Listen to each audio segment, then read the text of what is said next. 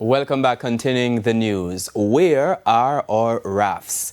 The question from the Blue Lagoon Alliance in Portland this evening, after almost 2 months after they say Marine Police confiscated 2 new vessels they built in anticipation of a resumption of commercial activities at the world-famous tourist destination. Krista Campbell visited the operators and now outlines their concerns.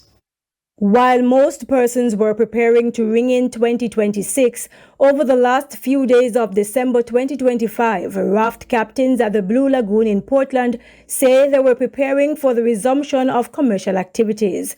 Rafting, kayaking, boat tours and even fishing have been suspended at the famed attraction after the Jamaica National Heritage Trust JNHT and Tourism Product Development Company TPDCO closed the facility for things like bathrooms to be built.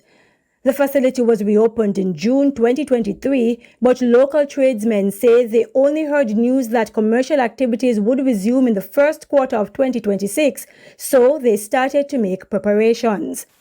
The raft would take me at least a month, the 2 rafts, to get together and to bring them here. It cost me over 200,000.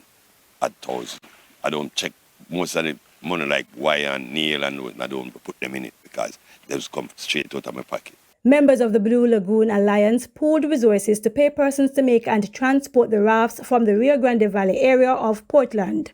On the 29th of December, and brought them up on the beach, put some stone on them to get the head lift, because the bamboo, you have to train the bamboo to get the head to up above the water, because once it's in the water, it's going to push the water, so the raft won't be able to climb the sea. So I try to bend them up so they can ready for the operation, right? He says the rafts were to be inspected, but the following morning, the Marine and regular police swooped down on the area. All of them started to push the rafts off the land while the boat was out there with a rope waiting to tie them up and to tow them away. No form of consultation. Up to now, I can't get anything from the DSP. Said I must come back, and since going back, every morning I go, she's not there, and it's like a run around. I went there up to this morning, I still don't get any argument from them. The superintendent didn't know where they were, and say they were into the custody of the Marine Police. When Jabem went to the Marine Police and Mr. Wilburn, no raft could be found. They note the impact on tourism. When the people come, they would go over to the Monkey Island and go around, spend some time. But now, because no commercial activity, all the people does when they come, they just sign up, look, take some pictures, nothing to do, and on their way. So we lose thousands of dollars every day.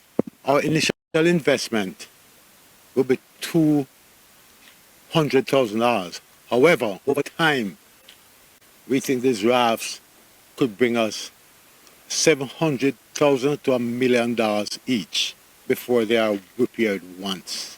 I'm suffering right now at Blue Lagoon because the only thing I can do is rafting and boat ride.